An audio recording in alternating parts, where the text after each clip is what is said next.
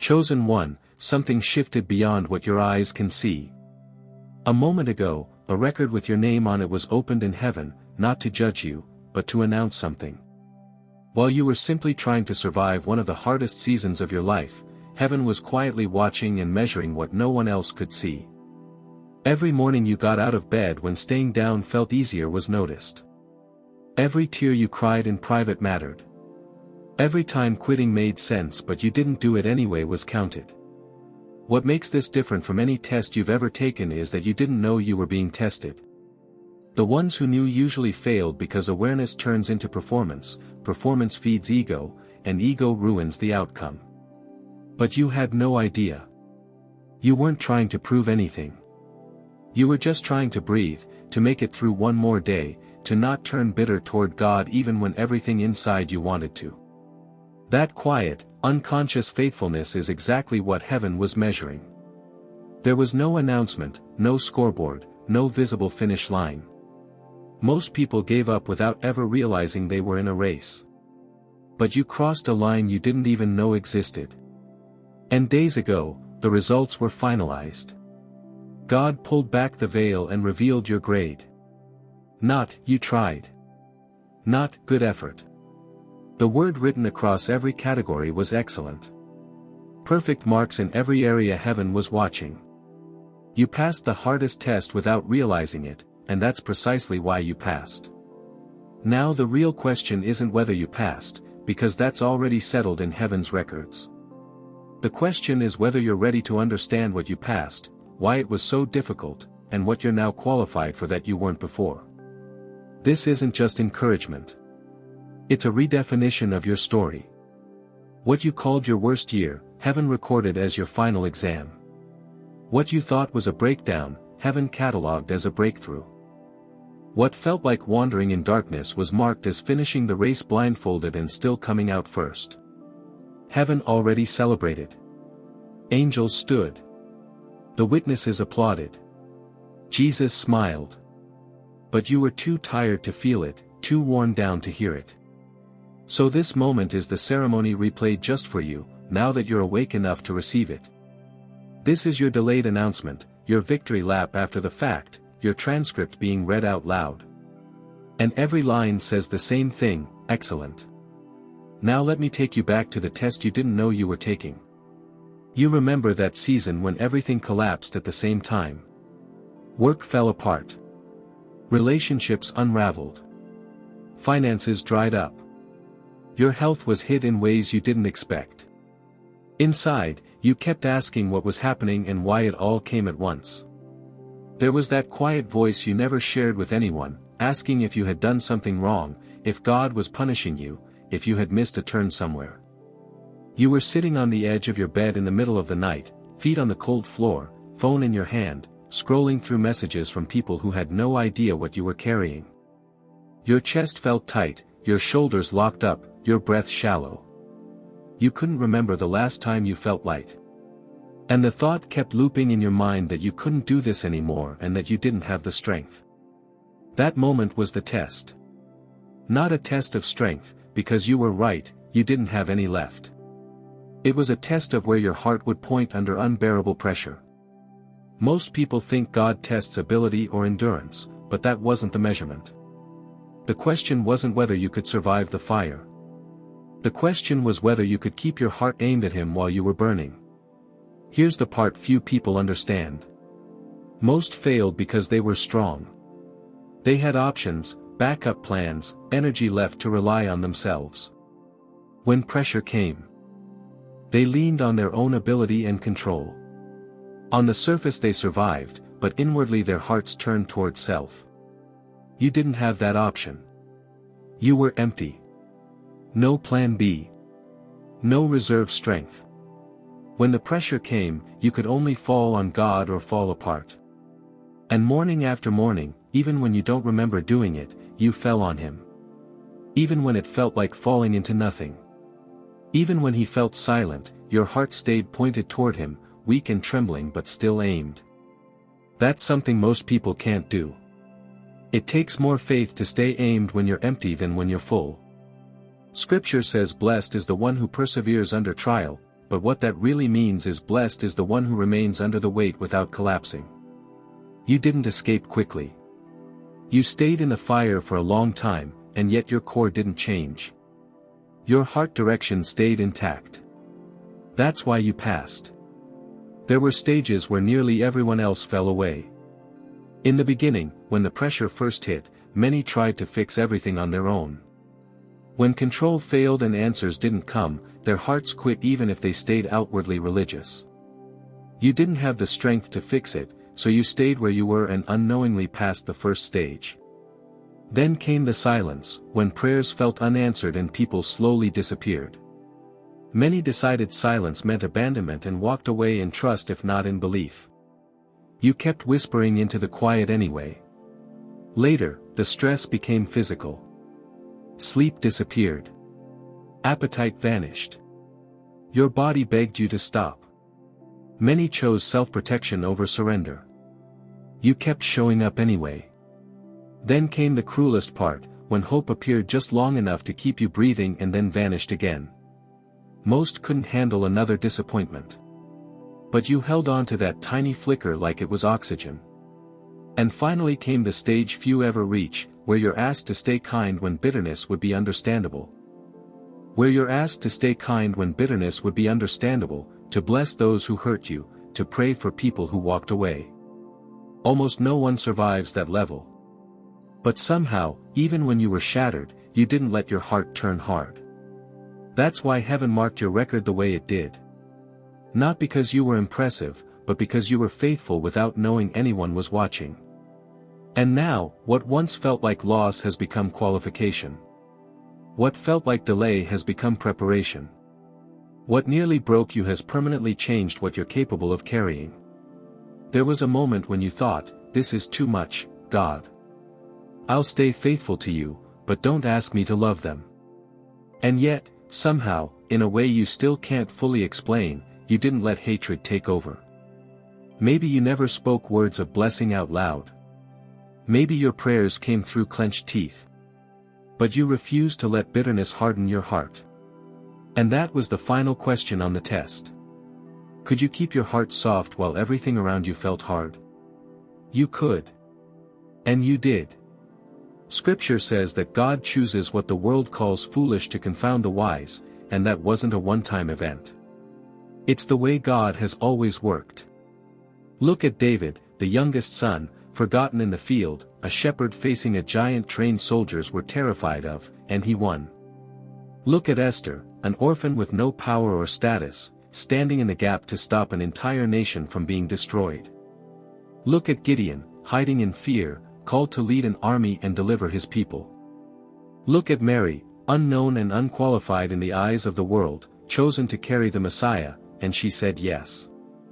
Look at Peter, the one who failed publicly, denying Jesus 3 times, and yet he became the foundation of the church. There's a pattern here. God's math doesn't work like ours. What disqualifies you in human terms becomes the very doorway God uses for his power. The thing that made you feel unqualified wasn't a barrier, it was the invitation. You didn't pass because you were strong. You passed because you were weak, and that weakness forced you to depend on something greater than yourself. Before I go any further, you need to understand what this message is leading toward, because walking away now would mean missing what changes everything. There's a reason this is unfolding the way it is. You're about to see what heaven was actually measuring, the areas you were being graded in without ever knowing it. When you understand that, it will completely change how you view every painful moment you went through.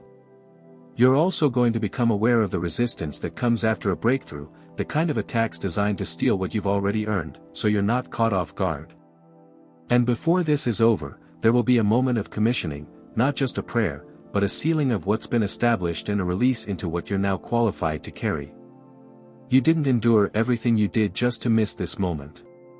The whole time you were going through that season, there was a scorecard running that you couldn't see. You thought life was grading you on outcomes. Did the job work out?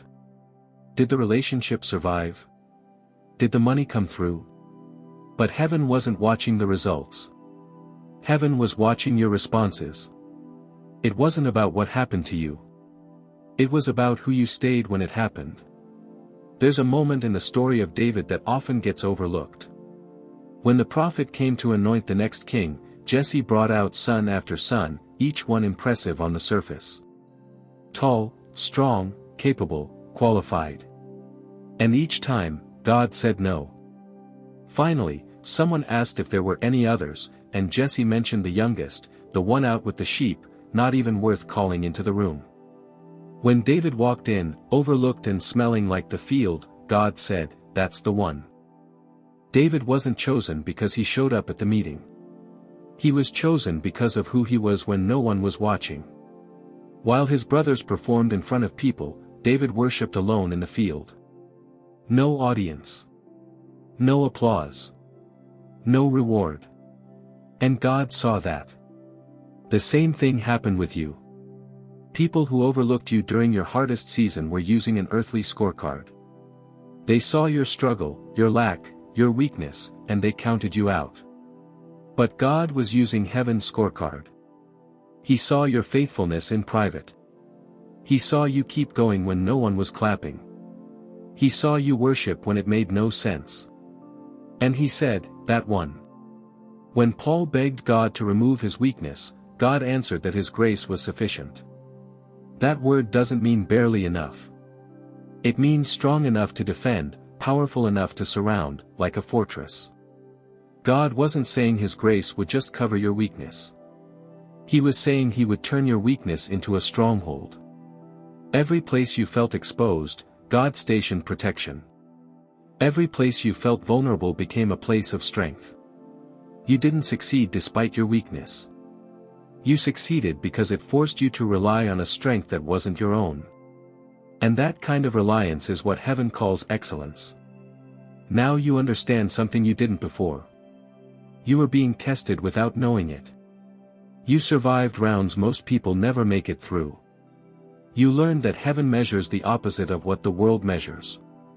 But you still don't fully see what you've been awarded or what door just opened because of it. That's coming. Before we go there, let this truth settle in you. You are not the same person you were before that season. You've been tested. You've been approved. You are qualified. And what comes next will confirm it. The first recognition written in heaven's record over your life is for faithfulness in isolation. But before you hear all of it, there's something that needs to be addressed. Because even now, there's resistance rising in you. A quiet voice saying this sounds good, but what if it isn't real? What if you're getting your hopes up again? What if this fades like everything else? Under that is a deeper fear you rarely admit. What if the door does open and you still aren't happy? What if you step into what God has for you and somehow ruin it? What if you're not actually chosen and this is just a story your mind created to survive the pain? That thought makes you feel like a fraud for even listening. But here's what you need to know. God already knows you think that. He isn't surprised or offended. He's not disappointed. What you're feeling isn't unbelief. It's wisdom shaped by experience. Every time hope got close in the past, disappointment followed. So your body learned to brace, to hesitate, to protect you from being hurt again. That tightness you feel right now is self-protection, not failure. And here's the truth that changes everything. That fear doesn't mean you're unready. It means you're standing at the edge of something real. When God told Joshua to be strong and courageous, it wasn't because Joshua felt confident. It was because he was terrified. Moses was gone. The responsibility was massive. The land ahead was full of giants. God wasn't pretending it would be easy. He was acknowledging the fear and calling Joshua forward anyway. That's where you are now. Not fearless. Not pretending. Standing at the edge, aware of the cost, and still being called forward. You don't have to wait until the shaking stops. Move forward while your hands are still trembling. Your fear doesn't disqualify you, chosen one. It confirms you. People who feel no fear are usually careless because they don't understand the weight of what they're carrying. But faithful people tremble because they do understand. They know how big this is, how unprepared they feel, how much could go wrong, and they still say yes. So if you're feeling that fear right now, that knot in your chest, that quiet panic that this might not be real or that you could ruin it or that you're not good enough, that doesn't mean you're failing. It means you're taking this seriously. It means you recognize the responsibility. It means you're ready. God doesn't hand assignments to people who think they can handle them on their own. He gives them to people who know they can't and choose to trust Him anyway. Now let's return to what was written about you. The record says this was excellence in isolation. The testing period lasted months, and the level of loneliness was intense. You remember those nights. It's late. The room is dark. Your phone is face down, not because you're practicing self-control, but because you already checked it too many times and no one reached out. The ceiling fan spins above you, over and over, and you've counted its turns more times than you can remember. You reach for your phone again, telling yourself you're just checking the time, but your thumb drifts to your messages. You scroll through names and start typing something simple, just a hello, just anything. Your finger hovers, then you erase it. You don't want to seem needy. You don't want to be the one who can't handle being alone. So you lock the screen, set the phone down, turn over, and pull the covers up. In that darkness, you whisper a question you've whispered many times before, asking God if He's even there. There's no response. Just the hum of the fan and the silence pressing against your chest. So you whisper again, quieter this time, almost daring Him to contradict you. If you're there, I'm still here. And here's what you didn't see. In that moment, heaven reacted. Angels who had watched you endure month after month stood up. Those who had walked through loneliness before you took notice. And Jesus turned to the Father and said, "Did you hear that? Not a demand for proof. Not a request for a sign. Just a declaration. Even if I'm unsure, I'm still here." That sentence was recorded as one of the purest expressions of faith. Not confident faith. Not loud faith. But loyal faith. The kind that stays when feelings are gone. Heaven marked it as excellent. There's a pattern you need to see. God places the lonely into families, but before that happens, isolation often comes first. Joseph spent years alone before leading a nation. Moses lived decades in obscurity before delivering Israel. Elijah hid in despair before mentoring the next generation. Jesus endured the wilderness before changing history. Paul disappeared into silence before becoming a voice to the nations. Isolation multiplied by endurance always leads to expanded influence. The deeper the loneliness, the wider the reach that follows. You weren't alone because you were forgotten. You were alone because something was being formed in you. That season wasn't wasted. It was incubation. And what's about to come from it will touch people you could never reach otherwise, because only someone who has survived that kind of isolation can speak to those still trapped in it. Your story has become your territory, and that territory just grew. Now let me show you what you didn't recognize at the time. There were moments you thought were ordinary, even embarrassing, but heaven recorded them as extraordinary. Picture yourself watching a film. The screen lights up and your story begins, not as you remember it, but as heaven saw it. You're standing at the kitchen sink on a quiet afternoon, washing dishes in an empty house. Tears are falling, and you're not even sure why anymore. They drip into the soapy water, but your hands keep moving. Plate after plate. Cup after cup. You're breaking inside, yet you keep going. Heaven pauses the scene and points it out. This is strength under strain. Functioning while your heart is shattered. Few can do this. Then another scene. You're sitting in your car outside work, early but unable to go in yet. Your hands grip the steering wheel. Your breath feels tight.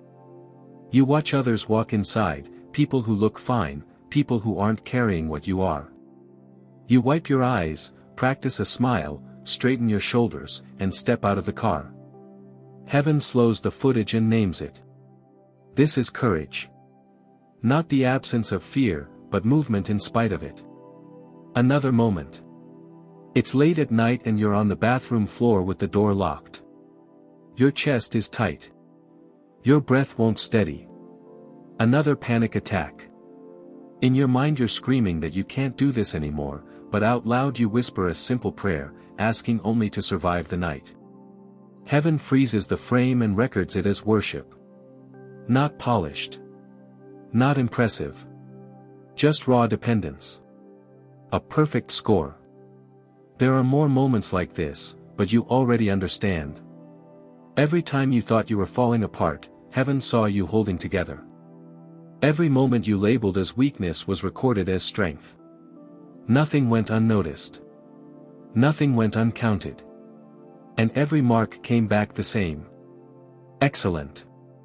Here's why this matters. Someone else once had moments just like yours. They thought they were failures, breakdowns, nothing special. But when they finally understood how heaven saw them, they stopped hiding their story. They shared it honestly. And that honesty became a lifeline for thousands. That's what's coming for you. Not because you're extraordinary, but because you're real. Because somewhere right now, someone is crying at a kitchen sink, gripping a steering wheel, or sitting on a bathroom floor wondering if they're alone. And your story will be the voice that tells them they're not. And you made it through, and you will continue to. Scripture asks, who dares look down on small beginnings? When those words were spoken, the people were rebuilding the temple, and many were discouraged because this new structure looked tiny compared to the one that came before it. Those who remembered the old glory were grieving because this one seemed unimpressive. And God spoke through the prophet to remind them not to dismiss what looks small. The word used there doesn't actually mean small in size. It means small in perceived worth. God was saying, don't treat what looks insignificant to human eyes as worthless, because I don't measure the way people do. I measure faithfulness. What you called small, heaven called massive. Washing dishes while crying mattered. Showing up to work while your heart was breaking mattered.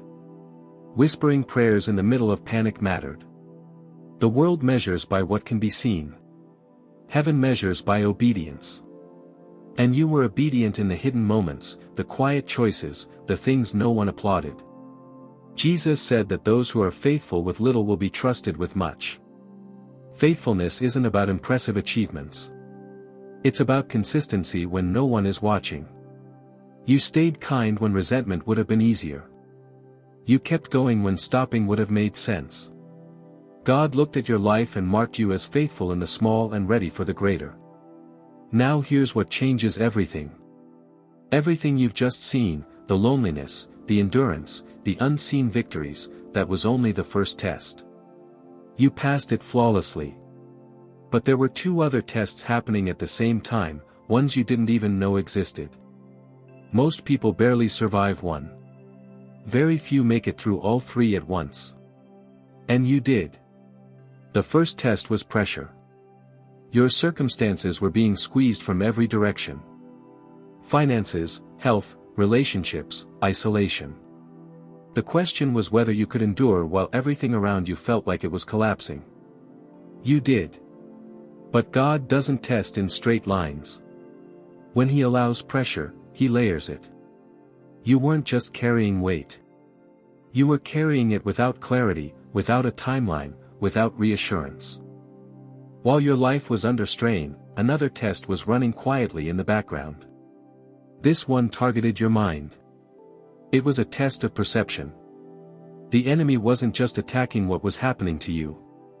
He was attacking how you understood what was happening. He kept whispering that this was punishment, that you had failed, that you weren't chosen, that it was too late. The real question was whether you could hold on to truth when your emotions insisted on lies. Could you believe you were chosen when you felt forgotten? Could you trust God's goodness when your life looked like evidence against it? Most people fail here not because they stop believing in God, but because they start believing the wrong story about Him. They assume He's distant, disappointed, or done with them. Your mind was under constant attack. Morning after morning you wondered why it was still happening. Night after night you questioned what you had done wrong. But something deep inside you refused to fully agree with the lies. You didn't push back with confidence. You pushed back through tears. You told God you didn't feel chosen, but you chose to believe His word anyway. That response earned a perfect score. There's a moment in Job's story where everything has already been taken from him. His children are gone. His health is destroyed. His friends accuse him. And still, he says that when God finishes testing him, he will come out like gold. Job didn't know what the test was. He didn't know heaven and hell were watching. He only knew he was in the fire, and he chose to stay pure in it. You didn't know you were being tested either. But you responded like someone who trusted the process without understanding the purpose. And when the fire ends, you won't just survive it. You'll emerge refined and valuable. Then there was the third test. This one only comes after the first two are passed together. It wasn't about your circumstances or your thoughts. It was about your heart. This was the test of motive. Why were you still faithful? Was it for a reward? Out of fear? Out of habit? Or was it love? This is the question God asked Abraham when he asked for Isaac. This is the question he asked Job when everything was taken away. And this is the question he asked you in the silence. When nothing was working, when hope felt foolish, when there was no evidence of breakthrough, would you still choose him? You don't remember making a dramatic decision. There was no speech or moment of clarity. But you chose him every day. On the days you prayed without feeling anything. On the days you showed up even when quitting made sense. On the days you had every reason to walk away and didn't. You chose him without applause, without proof, without reward. Somewhere deeper than emotion or logic, you loved him. And that love is what the third test measured. You passed all three at once without knowing you were being examined. The results are final. You might be wondering why you're hearing about this now. It's because the tests are finished. Knowing now won't change the outcome. The record is already sealed. But you need to understand what you passed so you can step into what you've been qualified for. A door has opened that wasn't open before, and you can't walk through a door you don't know exists. Before I show you that door, there's something about yourself you've carried your whole life without fully understanding. You're aware of your weaknesses. The parts of you that feel broken, the things you've tried to fix, the traits you've prayed would disappear. And what you haven't seen yet is how those very things are about to be used. You've asked God to take something away, and He hasn't. And you've wondered why. If you're really chosen, why wouldn't He fix it? Here's the truth. It's because it was never broken.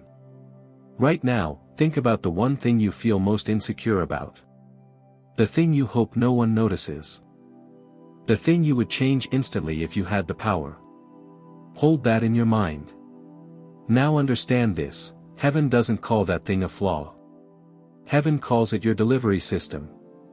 You see it as a weakness, but God sees it as the very way your purpose moves through you. Take your sensitivity, for example. You think you're too emotional. You tear up easily. You feel everything deeply. Someone raises their voice and your eyes fill before you can stop it. You've probably asked God why He made you this way, why you couldn't be stronger or tougher like other people. What you don't realize is that your sensitivity isn't weakness at all. It's awareness. It's a kind of spiritual radar. You feel shifts before they show up on the surface. You sense pain in people before they have words for it. You notice danger before it fully appears. That's not something to be ashamed of. That's prophetic sensitivity, and God won't remove it because your assignment depends on it. You're meant to walk into spaces and feel what others are carrying. You're meant to know how to pray, what to say, how to bring healing before the wound even fully forms. That gift only works if you're soft enough to feel. If God had made you tougher, you might be efficient, but you would miss people. So He left you tender on purpose. You also think you overthink everything. Decisions take you forever. You replay conversations, imagine outcomes, and see problems before they happen. People tell you that you think too much, that you're anxious, that you should just decide and move on. But what they call anxiety is actually discernment. Your mind was designed to recognize patterns, predict consequences, and run scenarios ahead of time. You're not stuck in your head for no reason. You're doing reconnaissance. The decisions ahead of you will affect more than just you, and the ability to see 10 steps ahead will one day protect others. That's not overthinking. That's divine strategy working through you. Then there's your generosity. You give too much. You're always the one helping, sacrificing, showing up, putting others first. And yes, you've been hurt because of it. People have taken advantage of your heart, and you've told yourself you need stronger boundaries, that you need to stop being a people pleaser. But that's not what this is. You give because you believe there will always be more. You give because you trust God to replenish what you pour out. You would rather be generous and wounded than guarded and empty. That kind of heart is rare. Most people give from what they can spare. You give from what you're planting. And God's kingdom doesn't run on surplus. It runs on seed. That's why God hasn't allowed you to become bitter or stingy. He's preparing to multiply what you've sown, and when the harvest comes, you'll be grateful you didn't let pain harden you. When Paul said, "When I am weak, then I am strong," he wasn't being poetic. He was describing how the kingdom actually works. The word he used for strength meant explosive power. What he was saying was that his weakness became the place where God's power detonated. When you are clearly weak and still moving forward, no one can give you the credit. They have to acknowledge that God did it. Your sensitivity doesn't limit God's power, it magnifies it. Your tears don't cancel your authority. They prove where your strength comes from. Your deep thinking doesn't block faith, it channels it. And your generosity doesn't drain heaven's supply, it activates it. God has always chosen unlikely vessels. Look at Gideon.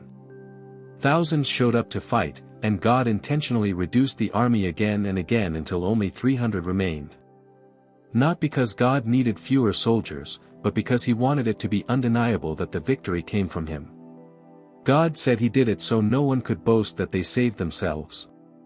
Your inadequacy is not a mistake. It's strategy. God chose you because you couldn't do it alone. When it happens through you, all the glory goes to him. That's not an insult.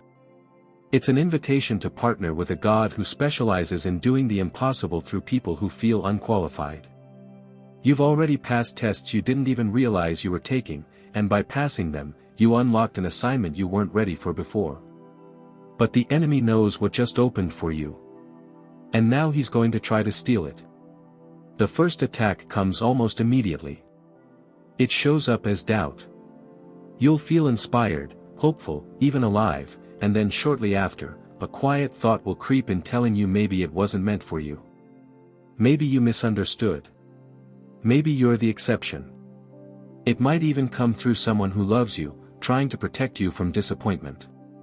Or it may hit in the middle of the night when the feeling fades and you start questioning whether it was ever real. The enemy doesn't need to stop the message. The seed is already planted. He just needs you to dig it up before it takes root. That's why the attack isn't against the truth itself, but against your right to receive it. The moment you start analyzing whether it was real, you're already in the trap. Faith doesn't survive overanalysis. It survives obedience. Instead of questioning the moment, act on the next step you were shown, even if the emotion is gone. Obedience activates what doubt tries to shut down. And then, a few days later, another attack will come, this time through sympathy. People close to you will encourage you to be realistic, to lower your expectations, to guard your heart. They won't mean harm. They'll just be afraid of seeing you hurt again. They're going to suggest a backup plan, and it will sound wise. It will sound loving. It will sound like they're looking out for you. But what's really happening is this: they're comfortable with you exactly where you are. They've learned how to relate to this version of you, and if you rise, it forces them to confront the places where they haven't. It's not malice, it's comfort. It's the same idea as crabs in a bucket pulling one another back down. Not because they're evil, but because staying the same feels safer. You'll recognize this attack by the language it uses. Someone will say they're just being realistic, or that they're trying to protect you, or that they don't want you to get hurt again. When you hear that, understand what you're actually hearing. That's not wisdom. That's fear wearing a caring tone. The way through it is simple but not easy. You thank them. You honor them. And then you don't follow their advice. You can accept their concern without surrendering your obedience. You can say you appreciate their love and still choose to follow what God showed you, even when it doesn't make sense. Love doesn't require agreement. Love means respecting people while still obeying God. Not long after that, another test appears, and this one catches most people. Something good will come along. It will look reasonable. It will be close to what you've been believing for, almost right, just slightly off. It will feel tangible and available, and you'll be tempted to assume this must be how God is answering. On paper, it makes sense. But when you pray, there's no fire in your spirit. No excitement. No deep peace. Just logic explaining why you should say yes. That's exactly why this works. The enemy knows that offering nothing would be obvious. So instead, he offers something good but incomplete. If you accept the almost, you miss the exact. When something looks smart but your spirit feels empty, pay attention. God's direction doesn't rely on logic alone. It comes with internal confirmation. If there's no fire, it's not your altar. When that moment comes, you wait, even if people think you're foolish, even if it feels uncomfortable. You hold out for what God actually promised, not the closest substitute the world offers. Then something strange happens. Instead of feeling more connected, you begin to feel more alone. You've just received clarity, but now the gap between who you are becoming and how others see you feels wider than ever. You're carrying insight that the people around you don't understand, and the enemy whispers that you were better off before, when you had excuses, when you blended in, when you weren't so different. Thoughts creep in telling you that nobody really gets you, that maybe you should stop taking all of this so seriously and just be normal. But this isn't rejection. It's preparation. Separation always feels like loneliness before it reveals itself as distinction. Eagles don't fly alone because they dislike company. They fly alone because other birds can't survive at that altitude. You're not being pushed away. You're being repositioned. Stop trying to make people understand what hasn't manifested yet. They'll understand later. For now, trust the distance. It's making room for where you're going. Soon after, something from your past will try to rise up again. Old shame you thought you had dealt with will resurface without warning. Memories you buried long ago will come back with surprising force. Things you repented for years ago will suddenly feel fresh, as if they happened yesterday. And the voice will tell you that you're disqualified, that you're pretending, that someone like you shouldn't expect promotion. What's really happening is that your future is threatening your past. If your past still had authority over you, it wouldn't need to shout.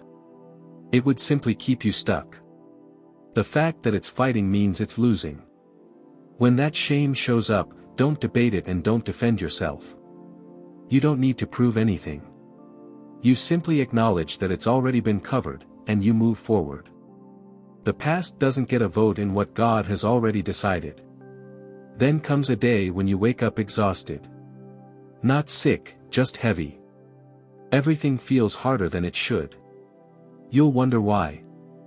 You'll wonder why, after all this clarity, you feel drained instead of energized. And the lie will be that you're too tired for what's ahead, that you don't have the strength to carry it. But this isn't burnout. It's adjustment. Your spirit just received new capacity, and your body is catching up. Growth always comes with soreness. Just like muscles after lifting something heavy, the discomfort doesn't mean weakness. It means expansion. This is the moment to rest without quitting, to slow down without stopping. If you abandon the process during adjustment, you never get to live at the new level you were built for. And finally, the most dangerous moment arrives quietly. Something small but real breaks through. A partial win. A glimpse. Relief washes over you, and the temptation is to call this the promise fulfilled. A voice suggests that you should be grateful for this and stop expecting more. That maybe this is enough. Gratitude doesn't require settling. You can appreciate the preview and still expect the full release. God gives glimpses to strengthen your faith, not to satisfy your hunger. When that small breakthrough comes, you thank Him for it and you keep believing. You don't shrink your expectation to match your current experience. Scripture says the enemy doesn't rush in blindly. He paces. He studies. He looks for moments of vulnerability, not weak people. You are not weak, but you will have moments where you're tired, emotional, or unsure. Those are the moments He targets. The difference now is that you see the pattern. You're not walking in unaware. You're prepared. And now, after everything you've walked through, you need to hear what heaven actually says about you. Not encouragement. Not symbolism. A verdict. In the season that tested you the most, you remained faithful when everything around you was falling apart. You kept moving forward when nothing was working. You chose obedience without applause. You guarded your heart when bitterness would have been easier.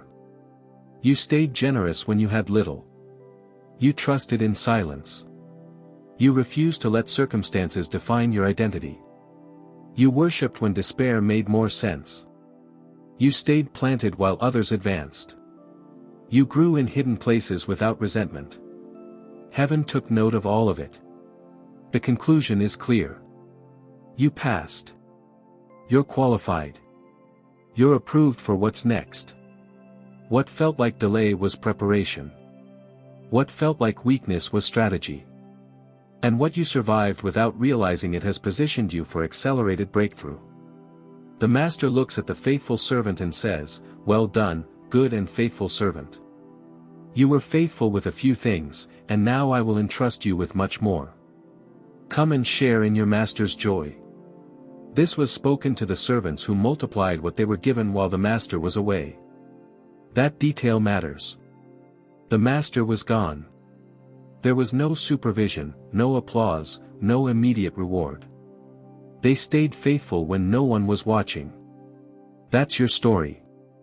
You stayed faithful in a season where God felt distant, quiet, even absent. And now He's saying, "Well done." What many people overlook is what comes next. You aren't just rewarded. You're invited into His joy. That's not a business exchange. That's relationship. You weren't just paid for your faithfulness. You were welcomed into God's happiness. Not because you earned love, but because you proved faithful. So here's where you are now. You know the verdict. Excellent across every category. You know the attacks that try to follow promotion, and you know how to counter them. But knowing you passed isn't enough. You have to live like someone who passed. There's a posture to it, a mindset, a way of moving through the world. If you don't step into that posture, you'll carry the qualification but never fully operate in it. The first thing that happens is quiet recognition. You don't announce it. You mark this moment internally and acknowledge that this was the day you realized you passed. You let it settle. You remember specific moments from your season that prove it, and you let that truth take root before you share it with anyone else.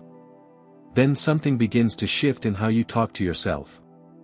You stop saying you're trying to be faithful and start recognizing that you are faithful. Proven. Your words begin to match your identity, and your mind starts to catch up with what your spirit already knows.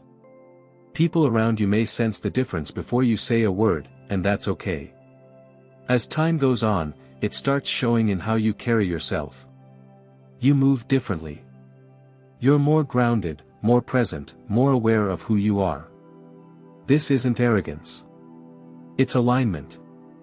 It may feel uncomfortable at first because your old identity will resist the change, but shrinking yourself to keep others comfortable was never humility.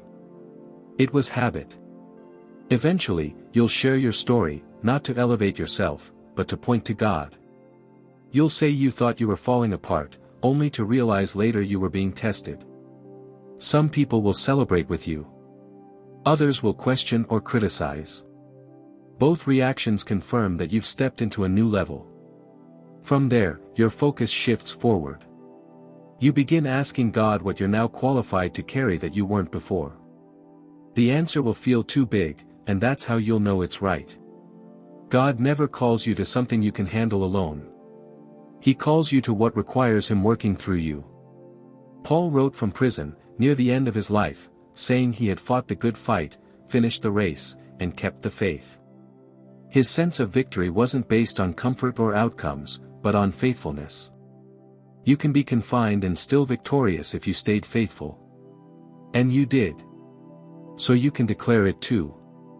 You finished a race you didn't even know you were running. Everything you've heard up to now is information, but information alone doesn't change anything unless it's activated. So this moment becomes a commissioning, not just a prayer. Picture yourself standing steady and upright, fully present. One hand over your heart, the other open, ready to receive. It's a posture of surrender and readiness at the same time. In the name of Jesus Christ, this moment is marked as divine. Heaven is attentive. What you endured is acknowledged. The nights you cried alone, the mornings you got up without strength, the unanswered questions, the pressure, the isolation, the moments you could have quit but didn't. You stayed faithful even when you didn't realize faithfulness was being measured. What was planted in you is now sealed. The truth that you passed is sealed. The lessons you learned unknowingly are sealed. What you once called weakness is now recognized as strength. Your sensitivity becomes awareness. Your deep thinking becomes discernment. Your generosity becomes abundance. What tried to stop you is silenced. What tried to distract you is removed. You are covered, protected, and authorized. A new season begins now. The testing has ended, and the testimony has started. You will begin to see signs, first small but undeniable, then larger, then unmistakable. What once felt delayed will reveal itself as preparation. Your story will guide others. Your survival will become leadership. You are no longer hiding. You are stepping forward. The only question left is whether you will carry what you've been given. Whether you will refuse to shrink back.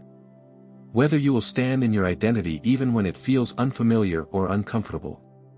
Your yes matters. Your willingness activates movement in the unseen. You are sent. You are equipped. You are backed. Everything you've heard up to now is information, but information alone doesn't change anything unless it's activated. So this moment becomes a commissioning, not just a prayer. Picture yourself standing steady and upright, fully present. One hand over your heart, the other open, ready to receive. It's a posture of surrender and readiness at the same time. In the name of Jesus Christ, this moment is marked as divine. Heaven is attentive. What you endured is acknowledged. The nights you cried alone, the mornings you got up without strength, the unanswered questions, the pressure, the isolation, the moments you could have quit but didn't. You stayed faithful even when you didn't realize faithfulness was being measured. What was planted in you is now sealed. The truth that you passed is sealed. The lessons you learned unknowingly are sealed. What you once called weakness is now recognized as strength. Your sensitivity becomes awareness. Your deep thinking becomes discernment. Your generosity becomes abundance. What tried to stop you is silenced. What tried to distract you is removed. You are covered, protected, and authorized. A new season begins now. The testing are no longer waiting. Walk with the confidence of someone who passed. Live with the authority of someone tested and approved. Step forward knowing heaven stands behind you.